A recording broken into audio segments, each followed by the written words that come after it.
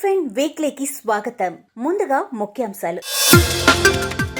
కొల్లేరు ప్రాంతంలో ఆక్వాకల్చర్ కి అనుకోని కష్టాలు. ఆంధ్రప్రదేశ్ లో కొరమీను కల్చర్ అభివృద్ధికి ప్రభుత్వం గ్రీన్ సిగ్నల్. మురుగునీటి సమస్యతో భారత మత్స్య రంగానికి ఏటా $2.2 బిలియన్ నష్టం. మరోలో అత్యాధునిక ఫిష్ మార్కెట్. మహారాష్ట్ర ప్రభుత్వ ప్రణాళిక. ఇక ప్రధాన వార్తల్లోకి వెళ్తే, ప్రపంచ ప్రఖ్యాతిగాంచిన sea food expo North America 2025 యుఎస్ఏలోని బోస్టన్ నగరంలో ఘనంగా ప్రారంభమైంది. మార్చి 16 నుండి 18 వరకు జరగనున్న ఈ ఎక్స్పోలో భారత్ నుండి ఎంపెడా మరియు మినిస్ట్రీ ఆఫ్ కామర్స్ ప్రతినిధులు పాల్గొంటున్నారు. ఈ సందర్భంగా ఎంపెడా వారి స్టాల్ ని New York consulate general of India Shri Binay S Pradhan ప్రారంభించారు. 51 దేశాల నుండి 1215 మంది ఎగ్జిబిటర్లు పాల్గొన్న సెనా 2025 భారతదేశంలోని మొట్టమొదటి fisheries and aquaculture news platform అయిన ఫిషరీ న్యూస్ ప్రతినిధులు కూడా హాజరవటం విశేషం. కొల్లేరు ప్రాంతంలో మత్స్యకారుల పరిస్థితి దయనీయంగా మారిందని, వారి జీవనోపాధిని మెరుగుపరచడానికి కేంద్ర ప్రభుత్వం తక్షణమే స్పందించాలని లోక్సభ స్పీకర్ ఓం బిర్లాను ఏలూరు ఎంపీ పుట్టా మహేష్ కుమార్ కోరారు. సోమవారం ఆయన స్వయంగా విడుదల చేసిన ప్రెస్ నోట్ ద్వారా ఈ విషయాన్ని తెలిపారు. కొల్లేరు ప్రాంతంలో దాదాపు 5 లక్షల పైచిలకు మంది జీవనోపాధి కోసం ఆక్వాకల్చర్ పైనే ఆధారపడి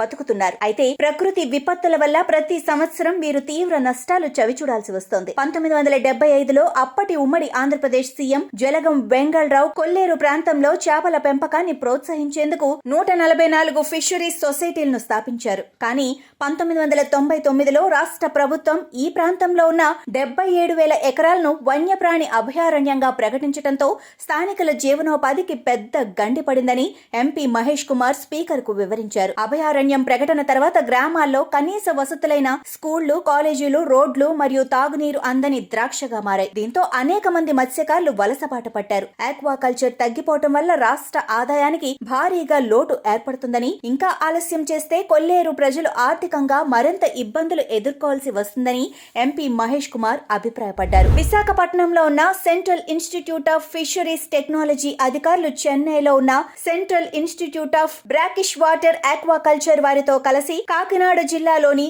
కాజులూరు, ఏవి నగరం గ్రామాల్లో మార్చి 6 మరియు 7 తేదీల్లో రొయ్యల రైతుల కోసం అవగాహన కార్యక్రమం నిర్వహించారు. ఈ కార్యక్రమంలో కాకినాడ ఫిషరీస్ అధికారి కె కరుణాకర్ రావు ముఖ్య అతిథిగా పాల్గొన్నారు. రొయ్యల్లో యాంటీబయాటిక్ అవశేషాలు, anti microbial resistance, white faeces syndrome లాంటి ప్రధాన సమస్యల గురించి నిపుణులు రైతులకు అవగాహన కల్పించారు. ఈ కార్యక్రమంలో పాల్గొన్న 80 మంది రైతులు వ్యాధుల నివారణ, రొయ్యల ఆరోగ్య సంరక్షణపై తమకి ఉన్న సందేహాలు నివృత్తి చేసుకున్నారు. కొరమీను చేపలకు ఆంధ్రప్రదేశ్ లో మంచి డిమాండ్ ఉంది. కానీ సరఫరా తక్కువగా ఉండటంతో రాష్ట్ర ప్రభుత్వం కొరమీను కల్చర్ అభివృద్ధిపై దృష్టి పెట్టింది. దీనికోసం సత్యసాయి జిల్లాలోని ధర్మవరం టౌన్ సమీపంలో తాడిమర్రి మండలంలో చేపల పెంపకానికి గ్రీన్ సిగ్నల్ లభించింది. తెలంగాణకు చెందిన ఉదయ్ ఆక్వా కనెక్ట్ తో ఒప్పందం చేసుకుని తాడిమర్రి మండలాన్ని చేపల పెంపకానికి ఎంపిక చేశారు. డిఆర్డీఏ అధికారులు ఈ కల్చర్ ని పైలట్ ప్రాజెక్ట్ గా అమలు చేయాలని నిర్ణయించారు. ఆక్వా కల్చర్ చేయాలనుకునే వారికి prime minister's employment generation programme కింద రుణాలు మంజూరు చేస్తారు. మొదటి విడత కింద 30 యూనిట్లు ఏర్పాటు చేయనున్న ప్రభుత్వం 50 సెంట్ల స్థలంలో ఏర్పాటు చేసే ఒక్కొక్క యూనిట్ కి 4,25,000 వరకు రుణాన్ని మంజూరు చేస్తారు. దీనిపై వచ్చే రాయితీని 3 ఏళ్ల తర్వాత లబ్ధిదారుని ఖాతాలో జమ చేస్తారు. ఎస్సీ, ఎస్టీ, బీసీ వర్గాలకు 35%, ఓసీ మహిళలకు 35%, అదే పురుషులకైతే 25% రాయితీని కల్పించనున్నారు. యూనిట్లలో కేవలం కొరమీను చేపలనే పెంచాల్సి ఉంటుంది. ఉదయ్ ఆక్వా కనెక్ట్ వారు చేప పిల్లలను సరఫరా చేసి తిరిగి పెరిగాక వారే బైబ్యాక్ చేస్తారు. నిరుద్యోగ యువత ఈ అవకాశాన్ని సద్వినియోగం చేసుకుంటే జీవితంలో ఉన్నత శిఖరాలను అధిరోహించవచ్చు. మరిన్ని వివరాల కోసం స్థానిక వెలుగు కార్యాలయం అధికారులను సంప్రదించాల్సిందిగా సూచన. ఇటీవల జపాన్ లో జరిగిన ఓల్డ్ ఓషియన్ సమ్మిట్ లో విడుదల చేసిన ఒక స్టడీ ఆధారంగా భారతదేశ మత్స్య రంగం మురుగునీటి సమస్య కారణంగా సంవత్సరానికి $2.2 బిలియన్ నష్టపోతోంది. ఈ వరుసలో భారత్ తర్వాత ఉన్న దేశాలు బ్రెజిల్, కెన్యా, ఫిలిప్పైన్స్ మరియు యునైటెడ్ కింగ్డమ్. వేస్ట్ వాటర్ ని ప్రాసెస్ చేసి దానిలో ఉన్న మలినాలను శుభ్రపరిచే వ్యవస్థలు సరిగ్గా లేనందున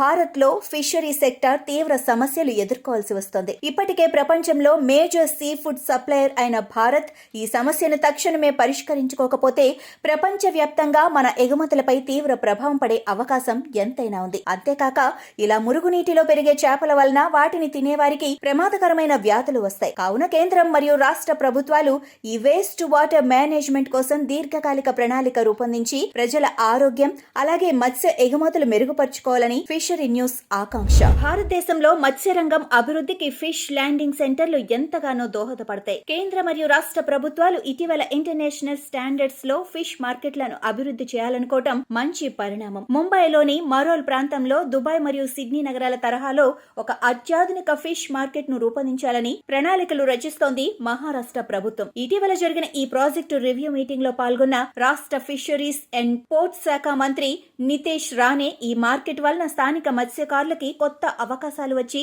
వారి జీవన ప్రమాణాలు మెరుగుపడతాయని పేర్కొన్నారు. కర్ణాటక రాష్ట్రం కార్వార్ టౌన్ అంకోలా తాలూకాలోని కేనీలో కొత్త వాణిజ్య నౌకాశ్రయ నిర్మాణానికి వ్యతిరేకంగా మత్స్యకారులు నిరసన తెలిపారు. జిల్లా పరిపాలనా యంత్రాంగం అవాంఛనీయ సంఘటనలు నివారించేందుకు నిషేధాజ్ఞలు విధించింది. కేనీ బీచ్ లో వందలాది మత్స్యకార మహిళలు ఒక సమూహంగా మారి ప్రభుత్వానికి వ్యతిరేకంగా నినాదాలు చేస్తే పురుషులు నల్ల జెండాలు పట్టుకుని సముద్రం మధ్యలో పడవలపై నిరసన తెలిపారు. తమ భూములను పెట్టుబడిదారులకు ఇచ్చేందుకు ఈ కమర్షియల్ పోర్టుని సాకుగా చూపి ప్రభుత్వం ప్రయత్నాలు చేస్తోందని మత్స్యకారులు ఆరోపించారు. గత 10 రోజుల నుంచి తాము చేపల వేట నిలిపివేసి ఆందోళనలు చేస్తున్నామని, ఈ పోర్టు వలన తమ భవిష్యత్తు అంధకారంగా మారుతుందని వాపోయారు మత్స్యకారులు. 2024 ప్రథమార్థంలో వియత్నాం మత్స్య ఎగుమతులు 4.4 బిలియన్లను చేరుకున్నాయి. ఇది గత సంవత్సరం కంటే 6% ఎక్కువ. ప్రధాన మార్కెట్ అయిన అమెరికా, చైనా మరియు ఈయూలో డిమాండ్ పెరగడంతో ఈ పెరుగుదల సాధ్యమైంది. రొయ్యలు, పంగాసియస్ మరియు ట్యూనా వంటి కీలక మత్స్య ఉత్పత్తుల ఎగుమతులు దీనిలో సింహభాగం. పంగాసియస్ ఎగుమతుల విలువ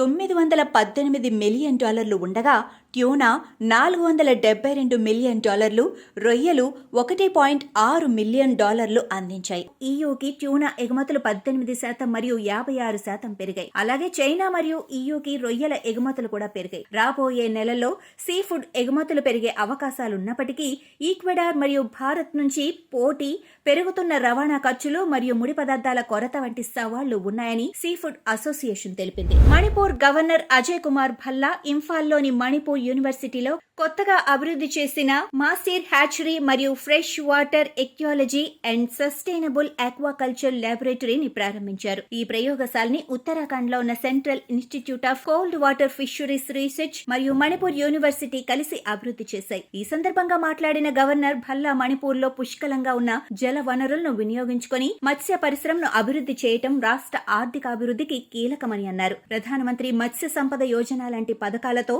మత్స్య పరిశ్రమ అభివృద్ధి కోసం భారత ప్రభుత్వం ముందుకొస్తోందని, ఈ అవకాశాలను రైతులు, యువత వినియోగించుకోవాలని ప్రజలకు సూచించారు. అంతేకాకుండా గవర్నర్ యూనివర్సిటీలో జియాలజీ డిపార్ట్మెంట్ విద్యార్థులు ఏర్పాటు చేసిన ప్రదర్శనను పరిశీలించారు. కాకినాడ జిల్లా కొత్తపల్లి మరియు తొండంగి మండలాల్లోని సాంప్రదాయ మత్స్యకారులు నిషేధిత అలవి వేటను జీవనోపాధిగా కొనసాగిస్తున్నారు. అయితే ఇటీవల సముద్రంలో చేపల సంఖ్య తగ్గడంతో వారు తీవ్ర ఇబ్బందులు ఎదుర్కొంటున్నారు. ఈ మత్స్యకారులు ఒడ్డు నుంచి సుమారు 6 నుంచి 7 కిలోమీటర్ల దూరంలో అలవి వేట చేస్తారు. తెల్లవారుజామున సముద్రంలో వేసిన వలను మధ్యాహ్నం ఒడ్డుకు లాగి పడిన చేపలను వేరు చేసి అమ్మకానికి సిద్ధం చేస్తారు. చేపలు బాగా పడినప్పుడు రోజుకు 2,000 నుండి 3,000 సంపాదించుకోవచ్చు. కానీ వేట తగ్గటంతో కనీసం కూలి కూడా లభించడం లేదు. తీర ప్రాంతంలో పరిశ్రమలు విడుదల చేస్తున్న రసాయనాల వల్ల మత్స్య సంపద తగ్గిపోతుందని మత్స్యకారులు వాపోతున్నారు. అంతేగాక ప్రభుత్వాన్ని ప్రత్యామ్నాయ ఆదాయ మార్గాలు కల్పించాలని కోరుతున్నారు. గత 3 ఏళ్లుగా ఆక్వా రంగం కుదేలైందని మరియు ప్రభుత్వం నుండి తమకు ఎటువంటి సహాయం అందటం లేదని ధర్నాకు దిగారు పశ్చిమ గోదావరి జిల్లా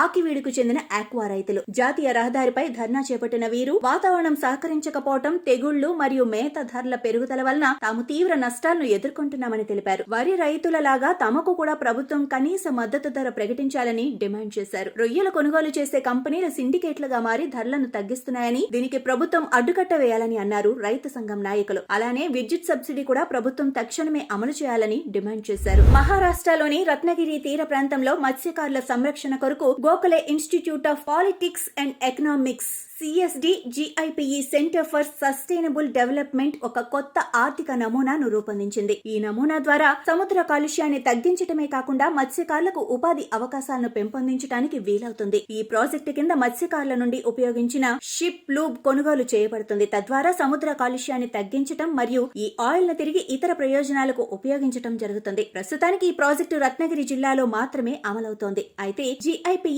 సీనియర్ ప్రాజెక్ట్ అధికారి అందించిన సమాచారం ప్రకారం దీన్ని ఇతర తీర ప్రాంత జిల్లాలకు కూడా విస్తరించాలని వారు భావిస్తున్నారు. భారతదేశంలోని ఈశాన్య రాష్ట్రాలు ప్రకృతి వనరులకు పెట్టింది పేరు. వీటిలో త్రిపుర రాష్ట్రం కేంద్ర ప్రభుత్వం మరియు డిపార్ట్మెంట్ ఆఫ్ ఫిషరీస్ యొక్క సంయుక్త అభివృద్ధి ప్రణాళికల ద్వారా ఆక్వాకల్చర్ రంగంలో రాణిస్తోంది. ఇటీవల త్రిపురకు చెందిన డెప్టాను బర్మాన్ పోన్ టాక్ అనే solar powered aerator come feeder ని ఆవిష్కరించారు. ఆక్వాకల్చర్ రంగానికి ఎంతో మేలు చేసే ఈ పోన్ టాక్ పరికరం ద్వారా సౌరశక్తితో ఒకేసారి ఏరియేషన్ మరియు ఫీడింగ్ లను చేయవచ్చు. ఈ ఆవిష్కరణను గుర్తించిన IIT గౌహతి వారు తమ technology innovation and development foundation ద్వారా బర్మాన్ కు 20 లక్షల గ్రాంట్ ను అందజేయటం గమనార్హం. Wild life trust of India వారు ఇప్పటిదాకా తాము ఫిషింగ్ నెట్ లో చిక్కుకున్న 1001 వేల్ షార్క్ లను కాపాడామని తెలిపారు. 2004లో ప్రారంభమైన పాన్ ఇండియా వేల్ షార్క్ ప్రాజెక్టు ద్వారా గుజరాత్ మరియు కేరళ రాష్ట్రాలలో తాము ఈ రెస్క్యూలను చేపట్టామని తెలిపారు. ఇటీవల తిరువనంతపురం వలలో చిక్కుకున్న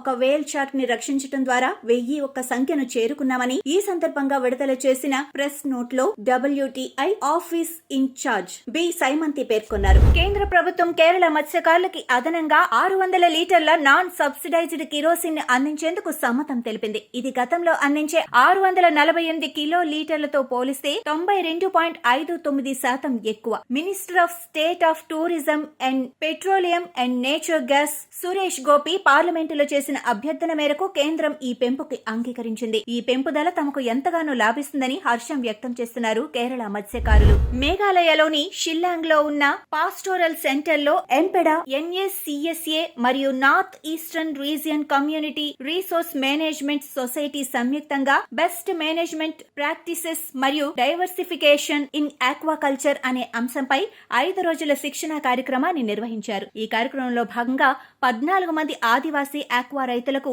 ట్రౌట్ ఫార్మ్ వద్ద ప్రత్యక్ష శిక్షణ అందించి ఆక్వాకల్చర్ పద్ధతుల గురించి అవగాహన కల్పించారు. చెన్నైలోని Australian consulate deputy council general David ఎగ్లెస్టన్ ఎంపెడా కార్యాలయాన్ని సందర్శించారు. ఎంపెడా చైర్మన్ శ్రీ DV స్వామి మరియు సీనియర్ అధికారులతో భేటీ అయిన ఆయన 2 దేశాల మధ్య సహకారాన్ని పెంచే అవకాశాలపై చర్చలు జరిపారు. ఈ సమావేశంలో ఎంపెడా chairman Australian mission in India మరియు ఆస్ట్రేలియన్ బయ్యర్ డెలిగేషన్ సభ్యులని జూలై 1 నుండి 3 వరకు చెన్నైలో జరగనున్న సీ ఫుడ్ ఎక్స్పో భారత్ 2025 కి ఆహ్వానించారు. ఇంతటితో FN వీక్లీ సమాప్తం.